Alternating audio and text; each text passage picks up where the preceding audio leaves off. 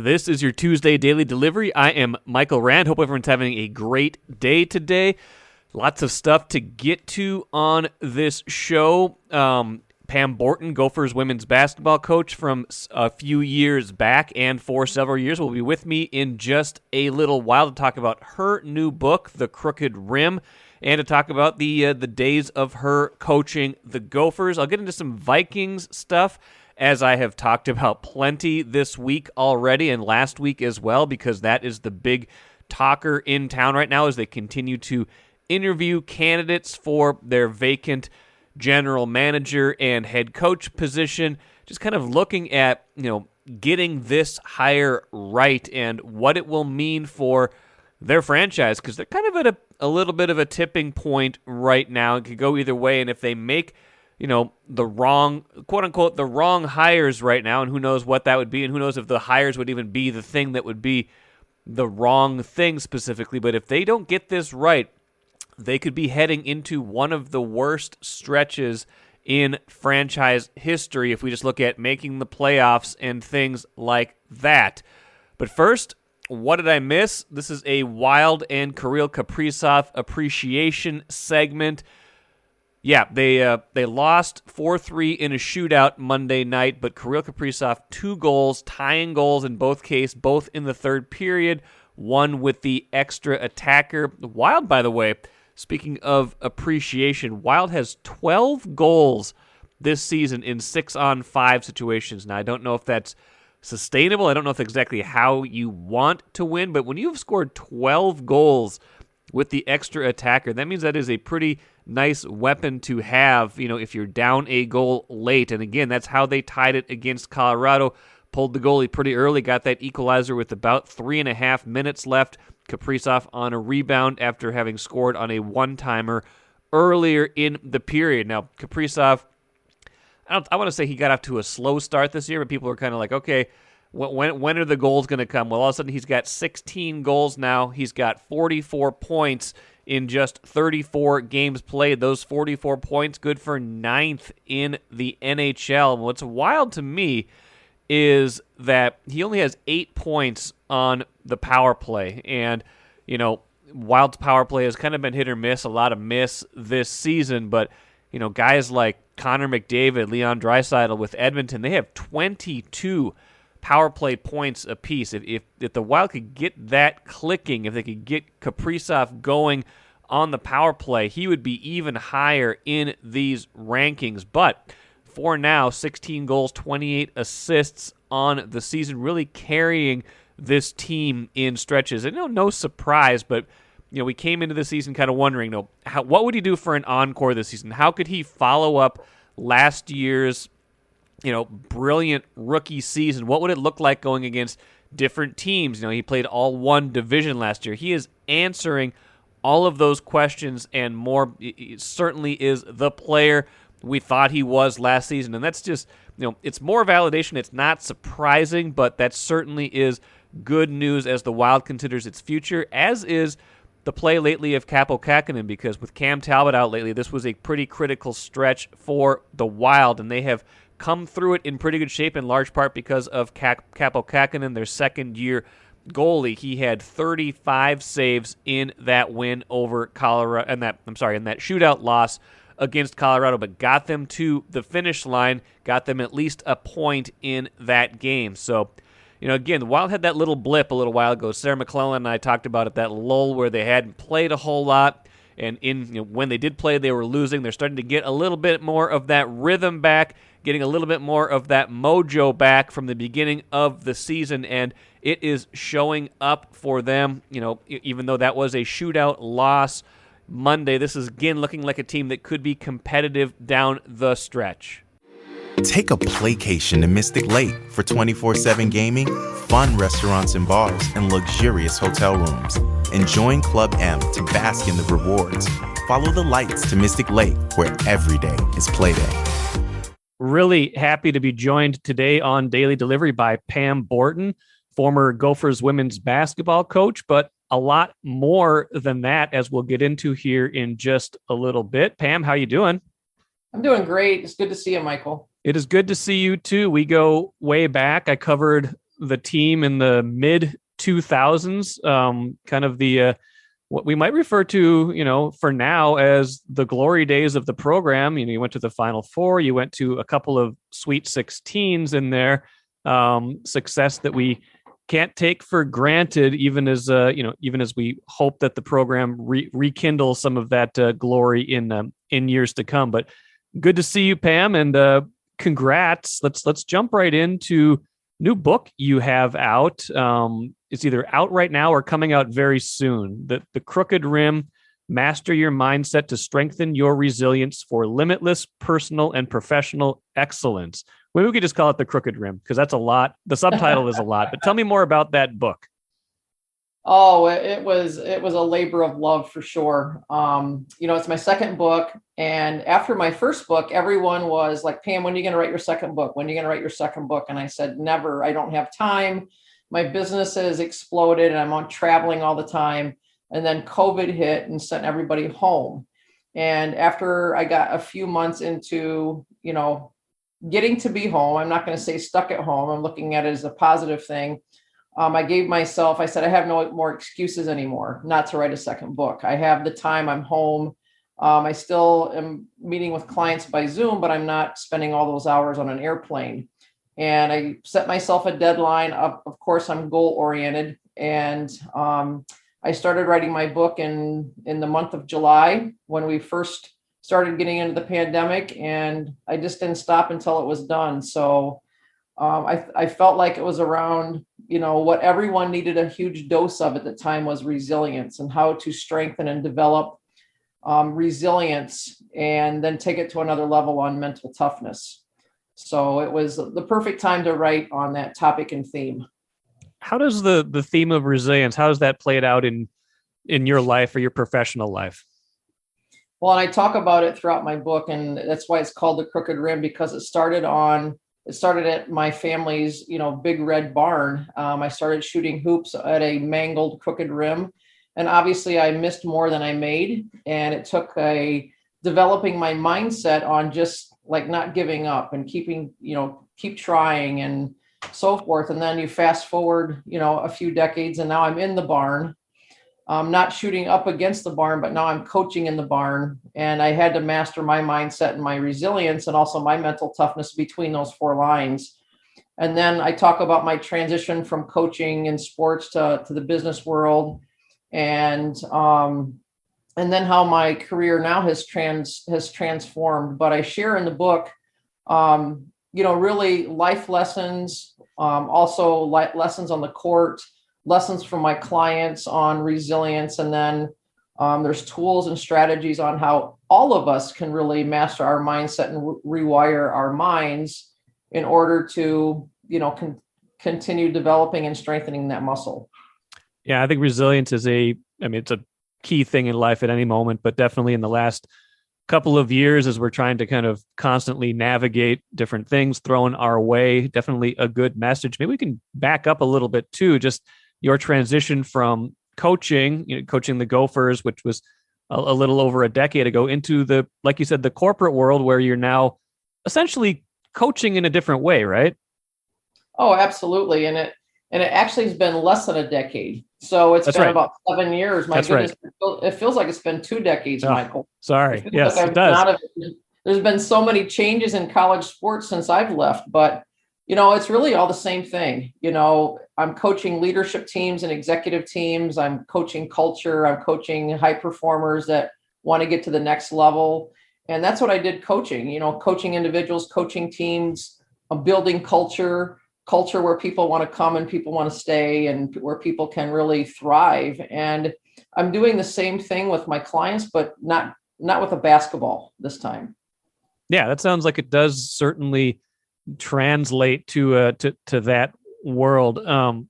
Maybe going back to the Gophers days just a little bit, as you kind of, now, like you said, there's been some separation between that and what you're doing now. What did you take away from that whole experience? Just the journey from beginning to end. What were you most proud of? Maybe what was, something that you took with you into your kind of this next stage of your life and say, I want to do this differently, or I learned this lesson? Oh, Michael, there was so many. I mean, there are so many lessons of my own growth and my own growth and development as a coach. When I first started coaching to my mid 30s to getting into the Big Ten, and then throughout my 12 years at Minnesota, I look back and how much growth and development that I did as a coach. And then, so I mean, I really look at that, and that is what really helps me apply those skills and that mindset, and being, open, being able to take the blinders off and looking at things differently. That has really helped me connect and really help my own clients transform as my own experience and my own growth, sitting in that hot seat and the pressure and the stress and the fast paced environment, and all eyes were on me, and, the performance and results, and, my clients can completely align with, that type of feeling and those types of expectations. How much do you still, watch college basketball, women's or men's? How much do you still pay attention to the Gophers? Well, I as much as they're on television, I watch them. I've been to one game this year for the women. When I was in town, I live on the East Coast now, so I'm not able to get to a lot of the games. And so when I'm in town and there's a home game on the schedule, I'll try to get to one. There's not a lot of games on TV right now, but I think the more that I've been out of the game, I'm watching it more. I needed to take a break for, I would say, a couple of years. I really didn't watch a lot of basketball. But now I love watching well-coached teams. And yeah, so as much as they're on TV, I can watch them. Speaking of coaches, people who are listening to this can't see this, but in the background of the Zoom call we're on right now, I see Lindsay Whalen, arms outstretched. I believe that is the key photo from the trip to the Final Four. She is no secret. She is the head coach of the Gophers now, and transitioning into that role from being such an illustrious playing career. She's up for the Basketball Hall of Fame this year, which is a huge honor. As you've watched anything from that transition from a distance, what's come to mind for you as you've watched her become a head coach? Well, it's been a transition. I mean, when you go from being a decorated player of 15 years playing in the pros and everything that she's been able to accomplish, just being able to apply that as a coach on the sidelines is very, very different. And I think Lindsay, just from watching her from afar, has learned a ton about herself, has learned, I'm sure she's still learning about her, what her own approach and style looks like, how to coach and when to call timeouts and how to recruit and how to relate to players, especially when players aren't as driven and as talented as Lindsay. That's when it becomes difficult, when, you yourself, and I wasn't as good as Lindsay, but I'm wired the same way, the same DNA. When you have, an entire team around you that is not made up that way. And so, that's tougher to coach, and being able to find that rhythm and find that momentum and find those buttons to push. I'm sure she's still learning. I mean, it's a lifelong journey, being a coach at that level, for sure. And she was obviously, a key player, understates what she meant to the program. But when you took over that job, they'd made an NCAA tournament appearance and were on a little, starting to come onto the upswing. And then Brenda leaves for the Maryland job. How do you win players over? How do you kind of, establish what you want to do while also recognizing that you're coming into a situation where they've had a little bit of success so far? So when you come into that job, how do you kind of approach how you want to, make your mark, but also fit in with their culture too? Yeah, it's, that's a great question, Michael. And that's something that I help my leaders and my clients today with. It's, relationships are so important. That is number one. And, when I first came in and I knew what they had just gone through, Brenda was at Minnesota for 9 months. The kids loved her. They loved the style. And I had to build relationships. I had to build trust. I had to build relationships. And really, for them to get to know me as a person before even a coach was the first thing that I did. And it was the best thing that I did. I went to Lindsay's house. I went to all the players' homes, met their parents, took their goats for a walk, petted their cows, whatever it was. And, and then it was, I built a completely different culture than what they were in. And that's when it became difficult. Was we had to change some of the culture in the program. And that's where we all butted heads for about 8 months until the very end of the season, when things came together, when we played Tulane, we played, Stanford on the road, beat them, on the road after they had won 27 games at home. And I think at that moment, at the end of the season, I'm like, okay, they got it. They figured it out. But it took time, and it was a journey, and it was really tough, but it was, in the long run, it all paid off. You talked about petting goats. That must have been Janelle, right? Or was that somebody else that had goats? Oh, that was Janelle. She had chickens and goats and you name it. She had those on the farm.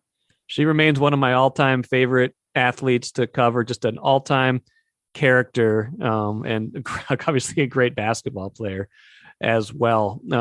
Pam, enjoying this conversation. A couple more things for you. I mean, obviously, congrats on publishing this book. Now, you say you said you wouldn't do another one. Do you have a third one in you? Do you have other ideas? Do you have another chapter in your life, I guess, beyond what you're currently doing right now? I really do think I do. And I think I do have another book in me. I don't think it's going to be for a while because, writing a book takes so much energy and takes so much focus and discipline and doing one thing for, a really long time. And I'm used to doing about 50 things at once. So I think there is another one in me, but it will be around, leadership development and being that thought leader in the space. And, I've learned to never say never, that I will never write a second book. So I'm going to leave the door open to write a third book, Michael. Well, that sounds good. The Crooked Rim is the short title. I'm sure you can find it wherever finer books are sold. Any place you prefer people to find it, or just anywhere they can find it? Well, it's on Amazon now, so they can buy a hardcover, they can buy a soft cover. I did an audiobook as well, so people can buy the audiobook. They can also go to my website and I will autograph it for them, personalize it, and that is onpointnextlevel.com. That sounds very good. Pam, congrats again. Good catching up with you, and let's do this again sometime.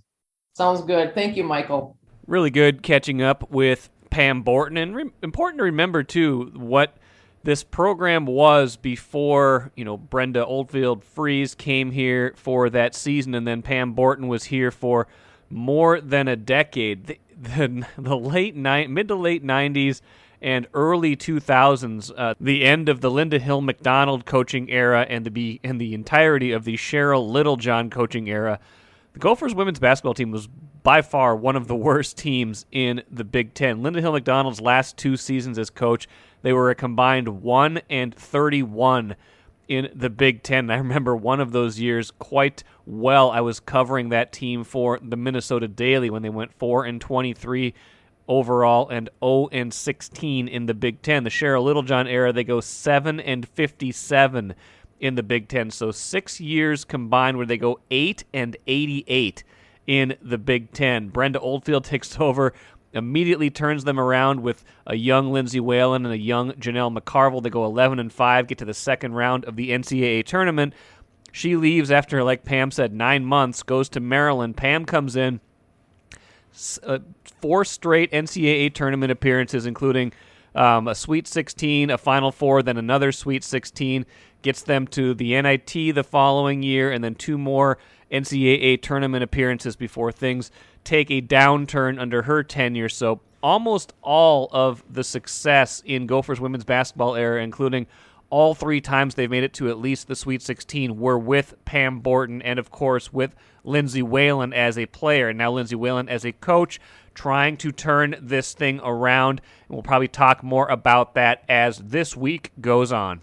Speaking of a team that has the potential to take a downturn, just kind of looking at Vikings history right now, and I think almost all of us came to a conclusion that the Mike Zimmer era needed to be done. It had kind of run its course. They had missed the playoffs 3 of the last 4 seasons, and now that it's easier to make the playoffs with the additional wild card, just coming up short in that category is not acceptable. The Rick Spielman era needed to end as well, but we should remember that the Mike Zimmer era, while it maybe fell short of ultimate goals of reaching the Super Bowl, winning the Super Bowl, was a credible era. They have not missed the playoffs in more than 2 consecutive seasons for quite some time, and a lot of that was in the Zimmer era. They made it to the playoffs 3 times, won 2 division titles, and basically for a lot of the last 30 years, the Vikings haven't been terrible. They've had some stretches where they had some lulls. If you think about right after the Dennis Green era, they had a stretch where they only made the playoffs once in 7 years. But even most of those years under Mike Tice, they were competitive. They were in the playoff mix. They weren't losing a huge amount of games. And then you had the end of the Brad Childress era where they go 6-10, and then 3-13 in Leslie Frazier's first year, but then have that 10-6 year out of nowhere in 2012, and then back down to 5-10-1 in 2013, which ushers in the Mike Zimmer era. But I guess my point here is Vikings have missed the playoffs 2 years in a row now. They have a sticky salary cap situation. They have a quarterback situation that, while isn't the worst thing in the world, is going to require a delicate touch this offseason, whether they decide that Kirk Cousins is their guy and they want to extend him again and give somebody else a chance to win with him, or if they decide they're going to rebuild, try to trade him and have, some sort of short to medium-term solution until they can try to find their quarterback of the future. Defense getting older, ranked 24th in points this season, ranked 29th in points last season. Those were the 2 worst marks in almost a decade, kind of taking us back to those Leslie Frazier defenses where the cupboard was certainly bare after they kind of had went all in the Brad Childress era. So we're at a kind of a pivot point here in the Vikings history where if this goes bad in the next few years, this could be one of the worst stretches that they've had, at least since they were an expansion team back in the 60s before they had really, arrived and become the team that was going to go to 4 Super Bowls in that 8-year span. Because they've missed the playoffs 2 years in a row. There's no guarantee that this is going to get better before it gets worse. What if they make a hire here and it doesn't turn out to be the right thing, and they have a couple of seasons that are 6-11, 5-12, even 7-10. If they string together 4 or 5 seasons without making the playoffs, that would be something. You have to go back to the 80s since they had missed the playoffs 4 years in a row, and you'd have to go back, to the 60s, like I said, to find a stretch of longer than 4 years. So for as frustrating as the Vikings have been throughout their history, for as much as the fan base likes to think of itself as tortured and everything like that, it's generally been competitive here. They've had some lulls, but the lulls have tended not to be all that bad. They don't bottom out for long. But if they make the right hire, everything's going to be fine. If right hire at GM, right hire at coach, they figure this out and maybe kind of have a quicker turnaround, kind of like the Wild, which was able to transition from one era to another without, really bottoming out. If they're able to do that and kind of thread that needle, find that sweet spot, then everything's going to be all right. But if they don't, this could be the start of something that would rival the worst eras in franchise history. So I just want you to think about that as they make these hires inevitably in the next few weeks, as we see the direction they are charting for 2022 and beyond. Let's finish with the coolers. Speaking of Kirk Cousins, the Vikings, the playoffs. Los Angeles Rams won a playoff game. Matthew Stafford won his first playoff game on Monday night, beat the tumbling Cardinals 34-11. What a free fall for Arizona this season after an incredible start that did include that kind of fortunate victory over the Vikings when Greg Joseph missed that 37-yard field goal at the end of regulation that would have given Minnesota the win. But the Rams finished the season 12-5, win this playoff game. Kind of goes to show what a difference a quarterback can make. Rams go all in, trade Jared Goff, bunch of draft picks for Matthew Stafford. And that is one of the reasons I think that Kirk Cousins certainly has trade value this offseason. You see the difference competent quarterback play can make for a team that is otherwise loaded on its roster. So think about that as you think about this offseason. If you're like, oh, Kirk Cousins, no way, his cap number's way up there. He hasn't proven that he's a winner in Washington or in Minnesota. You put him, here's the thing. You either put him in the right situation or you convince a team that putting him in the right situation will give you a chance to compete for a Super Bowl. And I know we've seen this record play out in Minnesota. It didn't work with him here, but I still think there's an opportunity to convince another team that Kirk Cousins could be that guy that steps in and takes you from 8 to 10 wins, takes you from 9 to 11 wins, takes you from 10 to 12 wins, because his quarterback play, when it is on and you give him the right supporting cast, could be that good. Now, it's also perhaps a reason to keep him here in Minnesota, but I think it is a more compelling reason to try to find the right match this offseason and trade him while his value is relatively high. That will do it for today. Thank you so much for joining Daily Delivery. Back at it on Wednesday, and the rest of the week should have plenty of good stuff. I think I'm going to talk to Capo Kakinen, wild goalie, later this week, so look forward to that. I'm Michael Rand. Enjoy the rest of your Tuesday. We'll be back at it on Wednesday.